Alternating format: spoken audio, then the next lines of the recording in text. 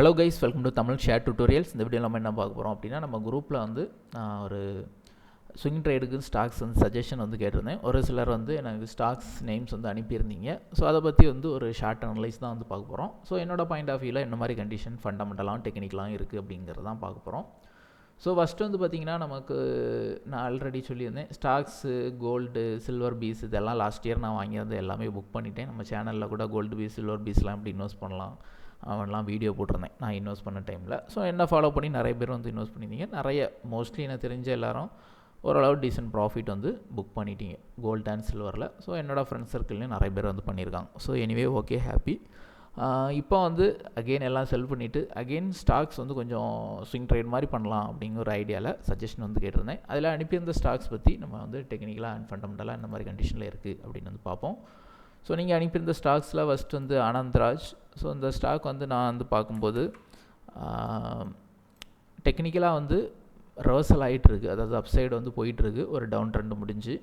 ஆனால் இதில் உள்ள நெகட்டிவ் பாயிண்ட் என்ன அப்படின்னு பார்த்தீங்கன்னா, லாஸ்ட்டு ஒரு 1 or 2 years க்ரோத்தை வந்து நீங்கள் பார்த்தீங்கன்னா, அதாவது 2022, 2023 அந்த டைமில் இருந்து நீங்கள் வந்து க்ரோத்து பார்த்தீங்கன்னா அண்டர் 100 இருந்து 900 சம்திங் கிட்டத்தட்ட 10 மடங்கு அப் ஆயிருக்கு. ஸோ ஒரு 10 மடங்கு ரிட்டர்ன் கொடுத்த ஸ்டாக் அகெயின் டவுன் ஆகிட்டு ரிவர்சல் ஆகிட்டு. ஸோ நான் யூஸ்வலாக என்னோடய ட்ரேடிங் ரூலில் இந்த மாதிரி பல மடங்கு அப்பான ஸ்டாக்ஸை வந்து கன்சிடர் பண்ணவே மாட்டேன், ட்ரேட் பண்ணவே மாட்டேன். ஏன்னா அந்த ஸ்டாக்ஸ் நல்லா போகலாம், அது ஒரு பெட்டர் ரிசல்ட் கொடுக்கலாம். இருந்தாலும் அந்த ஒரு ஷார்ட் பீரியடில் பல மடங்கு ரிட்டர்ன் கொடுத்த ஸ்டாக்கில் நான் வந்து போக மாட்டேன்.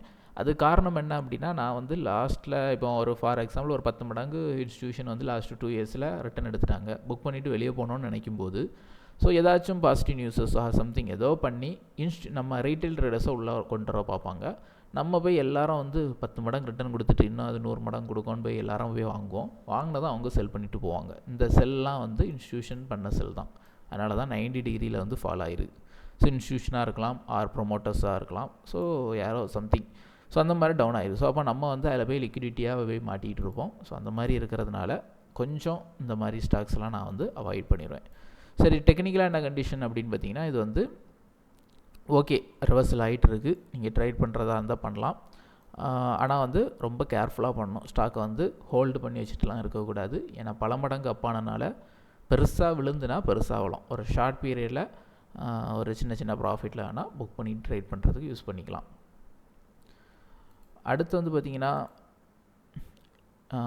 லியோட் இன்ஜினியரிங். ஸோ இது வந்து ஃபண்டமெண்டல் செக் பண்ணேன், ஃபண்டமெண்டல் டேட்டாஸ் எல்லாமே பேட்.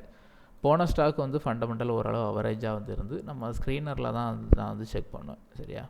ஸோ இதில் வந்து இந்த செகண்ட் ஸ்டாக் வந்து ஃபண்டமெண்டல் பேடாக இருக்குது. இதில் இருக்கிற ஒரே பாசிட்டிவ் என்ன அப்படின்னு பார்த்தீங்கன்னா, ஒரு ஷார்ட் பீரியடில் ட்ரேட் பண்ணுறதுக்கு வாய்ப்புகள் கொடுக்கலாம். ஏன்னா அது வந்து ஒரு டிமாண்ட் ஜோன் ஏரியாவில் நின்றுட்டுருக்கு. வீக்லி கேண்டில் வந்து புல்லிஷாக வந்து க்ளோஸ் வச்சுருக்கு. ஒரு டவுன் ட்ரெண்ட் முடிஞ்சு ரிவர்சல் ஆகிறதுக்கான ஒரு பாசிபிலிட்டி இருக்குது. ஸோ இந்த ஸ்டாக் ஃபண்டமெண்டலாக வீக், ட்ரேட் பண்ணுறதா இருந்தால் ஒரு ஷார்ட் பீரியடில் ஸ்டாப் லாஸ் வச்சு ப்ராப்பராக வந்து ட்ரேட் பண்ணால் மேபி ஒரு சின்ன ப்ராஃபிட் வந்து ஷார்ட் பீரியட் ஆஃப் டைமில் வந்து பார்க்கலாம். மற்றபடி ஹோல்டு பண்ணுறதுக்கு ஒர்த்து கிடையாது. ஏன்னா இந்த ஸ்டாக்கும் பல மடங்கு அப்பான ஸ்டாக்கு, அதே மாதிரி ஃபண்டமெண்டல் டேட்டா நல்லா இல்லை, சரியா. ஷார்ட் டைம் பீரியடு ட்ரேட் பண்ணுறீங்கன்னா நீங்கள் வந்து யூஸ் பண்ணிக்கோங்க. அடுத்து யாரோ அனுப்பியிருந்தீங்க இந்த ஸ்டாக்கு, ஹைடெக் பைப்ஸ் அனுப்பியிருந்தீங்க. ஸோ இந்த ஸ்டாக் வந்து நான் பார்க்கும்போது ஃபண்டமெண்டலாக டேட்டா வந்து ஒரு 80% ஓகே. நெகட்டிவ் அப்படின்னு பார்த்தீங்கன்னா அடமானம் வச்சுருக்காங்க, 4% ஸ்டாக்ஸ் வந்து அடமானம் வச்சுருக்காங்க, இது நெகட்டிவ். அடுத்து ப்ரொமோட்டர்ஸ் வந்து கொஞ்சம் செல் பண்ணிகிட்ருக்காங்க. ஸோ ப்ரொமோட்டர்ஸ் செல் பண்ணுறாங்கன்னா அது வந்து வீக்காக நம்ம வந்து கன்சிடர் பண்ணுவோம். ப்ரொமோட்டர்ஸ் மட்டும் இல்லை, எஃப்ஐஐ கூட செல் பண்ணிட்டு தான் இருக்காங்க, தெரியுதா. 9% இருந்தது, அடுத்து 8 ஆகி 1%. ஸோ அப்போ 7% செல் பண்ணிட்டு வெளியே போயிட்டாங்க எஃப்ஐஐ. மியூச்சுவல் ஃபண்டு கம்பெனி மட்டும் கொஞ்சம் ஓரளவு மெயின்டைன் பண்ணிகிட்டு இருக்காங்க. அவங்களும் ஒரு ஷார்ட்டாக வந்து செல் பண்ண தான் செஞ்சுருக்காங்க. ஸோ ஓவரால் வந்து பார்த்திங்கன்னா ஃபண்டமெண்டல் ஓரளவு 80% ஓகேவாக இருந்தாலும் இந்த இன்வெஸ்டர்ஸ் பேட்டர்ன் வந்து நல்லா இல்லை. மேபி கொஞ்சம் வீக்காக தான் நம்ம வந்து கன்சிடர் பண்ணுவோம். எந்த ஸ்டாக் அப்படின்னா ஹைடெக் பைப். ஆனால் டெக்னிக்கலாக வந்து பார்த்திங்கன்னா அந்த ஸ்டாக் வந்து நல்லா வந்து ரிவர்சல் ஆகிட்டு, சரியா. ஃபண்டமெண்டலாக பார்த்திங்கன்னா ஒரு அவரேஜ் அப்படின்னு சொல்லிக்கலாம். ஆனால் டெக்னிக்கலாக வந்து பார்த்தா ஒரு டவுன் முடிஞ்சு நல்ல ஒரு வால்யூம் வந்துருக்கு, நல்ல ஒரு புஷ்அப் வந்து கொடுத்துருக்காங்க. மேபி டிவிடெண்ட் அனௌன்ஸ்மெண்ட் வந்துருக்குன்னு நினைக்கிறேன். 27 அக்டோபர் பாயிண்ட், ரொம்ப சின்ன amount, 0.0025. So anyway dividend announcement வந்த பிறகு நல்லா வந்து மூவ் ஆகிருக்கு. இது வந்து ஒரு டெக்னிக்கலாக நல்லா இருக்குது. டெக்னிக்கலாக நல்லா இருக்குன்னா நான் எங்கே ட்ரேட் பண்ணுவேன் அப்படின்னா, இப்போ நல்ல ஒரு புஷ் கொடுத்துருக்கு. ஸோ ஒரு கரெக்ஷன் வருதா அப்படின்னு பார்ப்பேன். ஸோ அட்லீஸ்ட் இந்த ப்ரீவியஸ் ஹை வரைக்குமாது இந்த மாதிரி. ஸோ இந்த மாதிரி வந்து நமக்கு வந்து கேண்டில் கன்ஃபர்மேஷன் கொடுச்சுன்னா ஒரு ஷார்ட் பீரியட் ஆஃப் டைமில் வந்து ட்ரேட் பண்ணுறதுக்கு நல்லாயிருக்கும் ICL Tech. ஸோ அடுத்த ஸ்டாக் ABFRL. ஸோ இதுவும் 2 பேர்கிட்ட அனுப்பியிருந்தீங்க. ஆதித்யா பிர்லா. ஸோ அது ஒரு ஃபேமஸ் கம்பெனி ஸ்டாக் தான். என்ன கண்டிஷனில் இருக்குது அப்படின்னு பார்த்தீங்கன்னா, ஸ்டாக்ஸ் வந்து ரொம்ப நாளாக வந்து ஒரு அப் அண்ட் டவுன் கண்டிஷன் தான். ஸ்டில் டவுன் ட்ரெண்டில் தான் இருக்குது. அப் ட்ரெண்ட் வந்து கன்ஃபர்மேஷன் இன்னும் வந்து கொடுக்கல. ஏன்னா இந்த ப்ரீவியஸ் ஹையை கட் பண்ணி போகலை. மார்க்கெட் வந்து என்ன நடந்துருக்கு, ஹையர் லோ இன்னும் வந்து டவுன் சைடு தான் இருக்குது. ஆனால் இதில் உள்ள ஒரே பாசிட்டிவ் என்ன அப்படின்னா, மார்க்கெட் வந்து ஒரு டிமாண்ட் ஸோனில் வந்து நல்ல ஒரு கன்ஃபர்மேஷன் கொடுத்து கேண்டில் வந்து புல்லிஷ் க்ளோஸ் வந்து வச்சுருக்கான். சரி, அந்த ஏரியா ஸோ புல்லிஷ் க்ளோஸ் வச்சுருக்கு. ஸோ மேபி இதை பிரேக் அவுட் பண்ணி திரும்பவும் ப்ரீவியஸ் ஹையை நோக்கி போகிறதுக்கான பாசிபிலிட்டி இருக்குது. இதான் வந்து பார்த்திங்கன்னா ஸ்டாப் லாஸ் போட்டு ட்ரேட் பண்ணக்கூடிய ஸ்டாக்ஸ். நமக்கு வந்து டேட்டாஸ் பார்ப்போம். ஸோ டேட்டாஸ் எல்லாமே நெகட்டிவ். PE வேல்யூவே இல்லை. ஒரே பாசிட்டிவ் என்னென்னா அடமானம் வைக்கல ஸ்டாக்ஸை. கடன் வந்து கொஞ்சம் கம்மியாக தான் இருக்குது. வேறு எல்லா டேட்டாஸுமே வந்து நெகட்டிவ் தான். சரியா, இங்கே பாருங்க எல்லாமே நெகட்டிவ். ஃபண்டமெண்டலாக வீக் ஸ்டாக்கை பொறுத்த வரைக்கும். ட்ரேட் பண்ணுறதா இருந்தால் சேம் தான். நமக்கு வந்து ஃபண்டமெண்டல் வீக், அதேமாதிரி கொஞ்சம் ரிஸ்கின்னு தோன்ற ஸ்டாக் எல்லாமே வந்து பார்த்திங்கன்னா கண்ணை மூடிட்டு ஹோல்டு பண்ணவே கூடாது. வாய்ப்பு கிடைக்கும்போது சின்ன சின்ன ப்ராஃபிட் புக் பண்ணிக்கிட்டு வெளியே போயிடணும். ஸோ அந்த மாதிரி ட்ரேட் பண்ணுறதுக்கு ஓகே, இருந்தாலும் ஹோல்டு பண்ணி வைக்கிறதுல ரிஸ்க் வந்து இருக்குது என்னோட பாயிண்ட் ஆஃப் வியூவில். நெக்ஸ்ட் வந்து ட்ரான்ஸ்ஃபார்ம் ரிக்ரேட்டா சம்திங் என்ன ஸ்டாக். ஸோ அதுக்கு முன்னாடி லோட்டஸ் அதாவது ஸ்ரீ லோட்டஸ் டெவலப்பர்ஸ்னு ஒரு ஸ்டாக் கேட்டிருந்தீங்க. ஸோ இந்த ஸ்டாக்கு டேட்டாவே இல்லை. ஸோ புது ஸ்டாக்லாம் நான் வந்து பண்ண மாட்டேன். ஸோ ஜஸ்ட் அதை நான் அவாய்ட் பண்ணிக்கிறேன். TARIL transform and recruits India government stock மாதிரி இருக்குது. ஸோ இந்த ஸ்டாக் என்ன கண்டிஷனில் இருக்குது அப்படின்னு பார்த்தீங்கன்னா, இந்த ஸ்டாக்கும் வந்து பார்த்திங்கன்னா பல மடங்கு ரிட்டன். 6 ரூபாயில் இருந்து 640 ரூபா போயிருக்கு கிட்டத்தட்ட 2 வருஷத்தில். ஸோ நிறைய ஸ்டாக் வந்து இந்த மாதிரி போயிருக்கு. ஆனால் நம்ம ஃபோக்கஸ் பண்ணுற ஸ்டாக் எல்லாமே நல்ல ஸ்டாக்கை ஃபோக்கஸ் பண்ணுவோம். அதனால் பெரிய அளவில் ரிட்டன் வந்து நம்ம பார்க்க முடியாது. ஆனால் இந்த மாதிரி நிறைய ஸ்டாக் வந்து போகும். ஏன்னா வால்யூம் வந்து கம்மியாக இருக்கும்போது ஈஸியாக மூவ் பண்ணி கொண்டு போயிடலாம். இதே இது ஒரு 1000 லட்சக்கணக்கான ட்ரேடர்ஸ் வந்து இந்த ஸ்டாக்கை ஃபோக்கஸ் பண்ணுறாங்கன்னா கொண்டு போக முடியாது. ஸோ இதுக்கு பின்னாடி நிறைய ஃபேக்ட் வந்து இருக்குது, ஏன் இத்தனை மடங்கு அப் ஆகுதுங்கிறது. ஸோ நிறைய யூசர்ஸ் இருக்கும்போது என்ன ஆகுனா, ஒரு சைட்லேருந்து செல்லிங் ப்ரெஷர் வந்துக்கிட்டே இருக்கும். ஸோ அதனால் ஸ்டாக்ஸ்லாம் வந்து பெரிய லெவலில் மூவ் ஆகாது. அதனால தான் வந்து நல்ல ஸ்டாக்ஸ்லாம் வந்து இந்த மாதிரி 5 மடங்கு 10 மடங்கு 100 மடங்குலாம் வந்து போகாமல் இருக்கிறதுக்கான காரணம். சரி, இந்த ஸ்டாக்கை பொறுத்த வரைக்கும் என்ன நடந்துகிட்ருக்கு அப்படின்னா, சைடு வேல இருந்துகிட்ருக்கு கொஞ்ச நாளாகவே. எப்போ இருந்து ஏப்ரல் மந்த்லேருந்தே இப்போ வரைக்கும் சைடு வேல இருந்துகிட்ருக்கு. மேபி நான் என்ன எதிர்பார்க்குறேன்னா, இதில் வந்து நல்ல ஒரு லிக்விடிட்டி, பாட்டம் லிக்விடிட்டி நிறைய இருக்குது. ஸோ இதில் ஒரு ஸ்வீப் நடந்துனா இந்த மாதிரி ஸ்டாப்ஸ் எல்லாமே ஹன் பண்ணி இந்த டிமாண்ட் ஸோனில் இருந்து இதில் ஒரு வீக்லி கேண்டில் வந்து புல்லிஷாக போட்டுனா மேபி நீங்கள் வந்து பை சைடு வந்து ட்ரேட் எடுக்கலாம். ஏன் அப்படின்னா இது வந்து ஃபண்டமெண்டலாக ஓரளவு ஓகே. நெகட்டிவ் அப்படின்னு பார்த்தீங்கன்னா ப்ளட்ஜி மட்டும் நெகட்டிவாக இருக்குது. மற்றபடி டேட்டா ரிசல்ட்டு வேல்யூ எல்லாமே வந்து பாசிட்டிவாக இருக்குது. இதில் நெகட்டிவ்னா ப்ளட்ஜ் வந்து நெகட்டிவ், PE வேல்யூ கொஞ்சம் அதிகமாக இருக்குது. ஸோ இது ரெண்டும் நெகட்டிவ். பாசிட்டிவ் நிறைய இருக்குது. கரெக்டாக இங்கேயும் கொடுத்துருக்காங்க, நீங்கள் செக் பண்ணி பார்த்துக்கலாம். ஸோ இந்த ஸ்டாக்கை பொறுத்த வரைக்கும் இந்த மாதிரி நீங்கள் வந்து வாய்ப்பு இந்த ஸோனில் கிடச்சின்னா என்னை பொறுத்த வரைக்கும் பெஸ்ட் என்ட்ரியாக இருக்கும் அப்படின்னு நான் எதிர்பார்க்குறேன். ஏன்னா இந்த ஸ்டாக்கும் பல மடங்கு அப்பான ஸ்டாக். பல மடங்கு அப்பான ஸ்டாக் எப்போவுமே ப்ராப்பராக பார்த்து ட்ரேட் பண்ணணும், ஹோல்டு பண்ணிகிட்டு இருக்கக்கூடாது. அடுத்து PGEL. இது டெக்னிக்கலாக பார்த்தாலே எனக்கு இந்த ஸ்டாக்கு பிடிக்கலை. ஏன்னா இந்த ஸ்டாக்கு ஒரு ப்ராப்பரான வியூவிலே இல்லை. இங்கே பாருங்கள், ₹1 ₹2 போயிருக்கு. போய் 1000 ரூபாய் போயிருக்கு. ஸோ 1000 மடங்கு அப்பாயிருக்கு. ஸோ அப்பாயிட்டு இப்போ என்ன நடந்துகிட்ருக்குன்னா, இதிலலாம் பெருசாக செல்லிங் ப்ரெஷர் வந்துருக்கு. திரும்பவும் செல் சைடு தான் இருக்குது. ஸோ ப்ராஃபிட் வந்து புக்கிங் நடந்துகிட்ருக்கு. ஸோ இந்த ஸ்டாக்கை பொறுத்த வரைக்கும் அப்படியே அவாய்ட் பண்ணிக்கிறது பெட்டர்னு நினைக்கிறேன். மேபி ஏன்னா ஃபண்டமெண்டல் எப்படி இருக்குன்னு பார்ப்போம். ஃபண்டமெண்டல் ஓகே தான், ரொம்ப பேட் இல்லை, கடன் எதுவும் இல்லை. இபிஎஸ் ஃபண்டமெண்டல் ஓரளவு ஓகேவாக தான் இருக்குது. ஆனால் டெக்னிக்கலாக வந்து வீக்காக தான் இருக்குது. ஏன்னா பெரிய செல்லிங் ப்ரெஷர் நடந்திருக்கு. நம்ம இங்கே செக் பண்ணால் தெரியும், யாராவது செல் பண்ணியிருப்பாங்க. ப்ரொமோட்டர்ஸ் 65 43 ப்ரொமோட்டர்ஸ் வந்து செல் பண்ணிட்டுருக்காங்க. அதாவது கம்பெனி ஓனர்ஸே வந்து அவங்களோட ஸ்டாக்கை வந்து செல் பண்ணிகிட்ருக்காங்க. எஃப்ஐ வந்து கொஞ்சம் வாங்கியிருக்காங்க, 10 13 பேருக்கு. டிஏயும் கொஞ்சம் வாங்கிட்டு இருக்காங்க. அதாவது ஓனர்ஸ் வந்து செல் பண்ணிகிட்ருக்காங்க, நம்ம ஆட்கள் வந்து வாங்கிட்டு இருக்காங்க.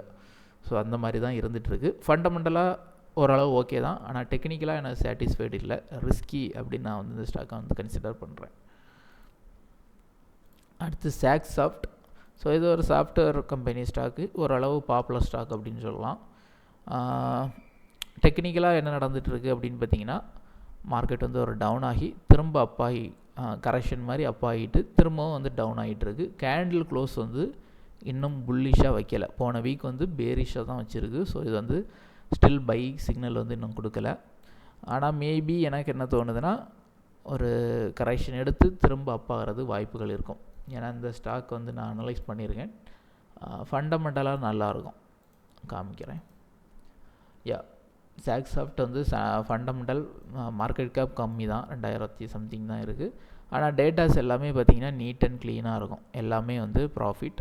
கம்பெனி வந்து நல்லா தான் இருக்குது, கான்ஸ் கூட எதுவுமே இல்லை பாருங்கள். ஃபண்டமெண்டல் ஓகே, ஒன்றுமே குறை சொல்கிறதுக்கு இல்லை. ஓனர்ஸும் கொஞ்சம் சின்னதாக செல் பண்ணியிருக்காங்க, ஆனால் கடைசி ஃபுல்லாக ஹோல்டிங் தான், ஸோ ஒன்றும் ப்ராப்ளம் இல்லை. எஃப்ஐ வந்து கொஞ்சமாக செல் பண்ணிட்டு கொஞ்சமாக தான் வச்சுருக்காங்க. டிஏஏ இன்வெஸ்ட் பண்ணவே இல்லை. நம்ம மியூச்சுவல் ஃபண்டு கம்பெனிலாம் பார்த்திங்கன்னா இந்த ஸ்டாக்கில் இன்வெஸ்ட் பண்ணல, ஆனால் ஏதோ ஸ்டாக்லலாம் இன்வெஸ்ட் பண்ணி வச்சுருக்காங்க. ஸோ என்ன கண்டிஷன் தெரியலை. ஸோ ஃபண்டு மேனேஜர்ஸ் வந்து அவங்களோட பாயிண்ட் ஆஃப் வியூவில் இன்வெஸ்ட் பண்ணுவாங்க. ஸோ இது டேட்டாஸ் வந்து ஓகே, ஆனால் டெக்னிக்கலாக வந்து பார்த்திங்கன்னா கொஞ்சம் மார்க்கெட் வந்து கரெக்ஷனில் தான் இருக்குது, கிளியர் அப் ட்ரெண்ட் இல்லை. நான் இப்போ இதை கிளியர் பண்ணிட்டு காமிக்கிறேன். ஸோ மார்க்கெட் டவுன் ட்ரெண்டில் தான் இருந்துகிட்ருக்கு. என்ன நடந்துருக்கு பார்த்தீங்கன்னா தெரியும். ஸோ இதிலேருந்து ஃபார்ம் ஆகிருக்கு. ஸோ ஒரு கோல்டன் லெவல் டச் பண்ணி மார்க்கெட் வந்து யூஸ்வலாக கரெக்ஷன் எடுக்கிற லெவலில் கரெக்ஷன் எடுத்துகிட்ருக்கு. ஸோ இனி வந்து நமக்கு வந்து இது ரிவர்சல் ஆகணும் அப்படின்னா மார்க்கெட்டு எப்படி கன்ஃபார்ம் பண்ணுவோன்னா, இங்கேருந்து அப்பா இருக்கா கரெக்ஷன் எடுத்துருக்கு, திரும்ப இதை பிரேக் அவுட் பண்ணுதுன்னா நமக்கு வந்து ரிவர்சல் வந்து கன்ஃபார்ம் கிடைக்கும். ஸோ இந்த ஒரு குறிப்பிட்ட ஏரியாவில் ஒரு புல்லிஷ் வீக்லி கேண்டில் க்ளோஸ் வச்சுதுன்னா நம்ம வந்து பை சைடுக்கான ட்ரேடை வந்து என்ட்ராகலாம் இந்த ஸ்டாக். ஸோ அடுத்து இன்னோவானா. ஸோ இந்த ஸ்டாக்கும் டேட்டாஸ் வந்து இல்லை, டேட்டாஸ் வந்து ஷார்ட் டேட்டாஸ், கொஞ்சம் தான் டேட்டாஸ் இருக்குன்னா நான் பெரும்பாலும் அந்த ஸ்டாக் வந்து கன்சிடர் பண்ண மாட்டேன். அடுத்து பிஎல்எஸ், அதாவது பிஎல்எஸ் இன்டர்நேஷ்னல் சர்வீஸ். ஸோ இந்த ஸ்டாக்கும் வந்து பார்த்திங்கன்னா ஐ திங்க் ஃபண்டமெண்டல் நல்லா இருக்குது, மார்க்கெட் கேப்பும் கொஞ்சம் பெட்டராகவே இருக்குது. 10,000 கோடிக்கு மேலே 13,000 கோடி இருக்குது. பிஇ வேல்யூ ஓகே, எல்லா டேட்டாஸும் ஓகே.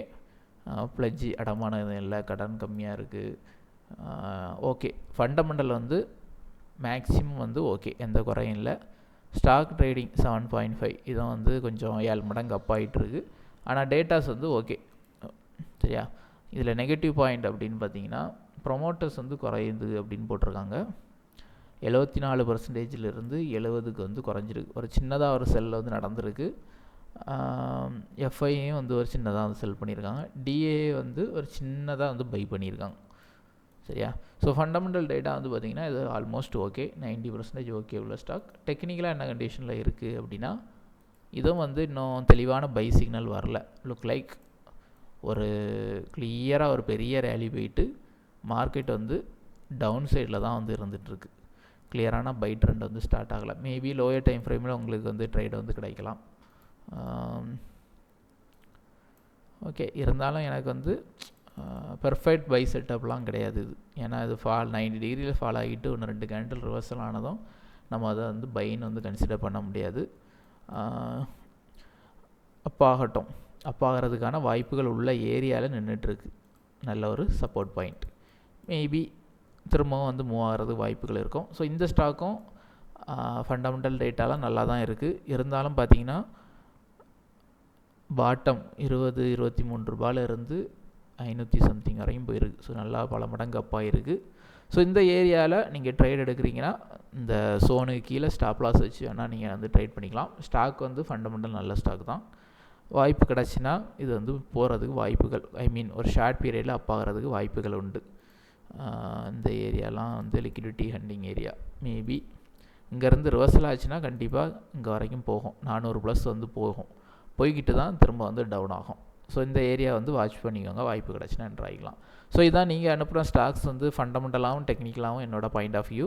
நானும் வந்து அனலைஸ் பண்ணிகிட்ருக்கேன். அந்த ஸ்டாக்ஸ்லாம் வந்து நம்ம குரூப்பில் வந்து நான் வந்து ஷேர் பண்ணுவேன். ஸோ நான் மோஸ்ட்லி ஸ்க்ரீனர்ஸ் போட்டு தான் வந்து ஃபில்டர் பண்ணி அனலைஸ் பண்ணுவேன். எனக்கு வந்து ஒரு டெக்னிக்கலாகவும் ஓரளவு ஓகேவாக இருக்கணும், ஃபண்டமெண்டலாகவும் ஓரளவு ஓகேவாக இருக்கணும், அப்படி இருந்துன்னா பண்ணுவேன். ஸோ அப்படி ஒரு 4-5 ஸ்டாக் நம்ம சூஸ் பண்ணுறோன்னா மேக்ஸிமம் ஒரு ஸ்டாக்ஸ் வந்து அந்த மாதிரி தான் சூஸ் பண்ணுவோம். ஏதாவது ஒரு ஸ்டாக்கு தான் கொஞ்சம் ரிஸ்கி, 1-2 ஸ்டாக் மட்டும் தான் ரிஸ்கி ஸ்டாக்கில் போடுவோம். ஏன்னா ரிஸ்கி ஸ்டாக்கு சில நேரம் வந்து நல்லா வந்து ப்ராஃபிட் கொடுக்கும். ஸோ அந்த ரீசனுக்காக ஸோ அந்த மாதிரியும் ரிஸ்க்குன்னு எடுப்போம். ஸோ இது இப்படி தான் நான் என்னோடய பாயிண்ட் ஆஃப் வியூவில் நான் வந்து அனலைஸ் பண்ணுவேன். வேறு என்னென்ன ஸ்டாக்ஸ்லாம் வந்து நல்ல ஸ்டாக் இருக்குது நீங்கள் வந்து கமெண்ட் பண்ணுங்கள், நம்ம அனலைஸ் பண்ணுவோம். அப்படி இல்லைனா நம்ம டெலகிராமில் எனக்கு வந்து நீங்கள் மெசேஜ் பண்ணால் போதும். ஜஸ்ட் வந்து இந்த அரவிந்த் யோகன் ஐடியா வந்து நீங்கள் கிளிக் பண்ணனா எனக்கு மெசேஜ் பண்ணிக்கலாம். நல்லா ஞாபகம் வச்சுக்கோங்க, மணி ரிலேட்டடாக எந்த ஒரு டீலும் நான் பண்ணுறதில்ல. என் பேரில் வேறு யாரும் உங்களை காண்டாக்ட் பண்ணாலாம் ஸ்கேம் ஆகிடாதீங்க. ஓகே, ஜஸ்ட்டு இந்த யூசர் ஐடியை கிளிக் பண்ணி மெசேஜ் பண்ணால் மட்டும்தான் என்ன வந்து காண்டாக்ட் பண்ண முடியும். தானாக யாரும் உங்களை வந்து காண்டாக்ட் பண்ணால் அது பெரும்பாலும் ஸ்கேமராக தான் இருக்கும். நான் யாரையுமே பர்சனலாக போய் வாண்டடாக போய் மெசேஜ் பண்ண மாட்டேன். சரியா? Okay guys, thank you. வேறு எதாவது டவுட் இருந்ததுன்னா கமெண்டில் வந்து சொல்லுங்கள். ஸ்டாக்ஸ்லாம் எதுவும் இருந்தனாலும் நீங்கள் வந்து ஷேர் பண்ணுங்கள். என்னோடய பாயிண்ட் ஆஃப் வியூவில் நம்ம வந்து குரூப்பில் வந்து நான் வந்து ஷேர் பண்ணுறேன். ஓகே, ஸோ அதே மாதிரி இந்த வீக் ஸ்விங் ட்ரேடுக்காக பார்த்துட்ருக்கேன். ஸோ நல்ல ஸ்டாக் கிடச்சினாலும் நான் குரூப்பில் வந்து சார்ட் வந்து போடுறேன். ஓகே, தேங்க்யூ ஃபார் வாட்சிங்.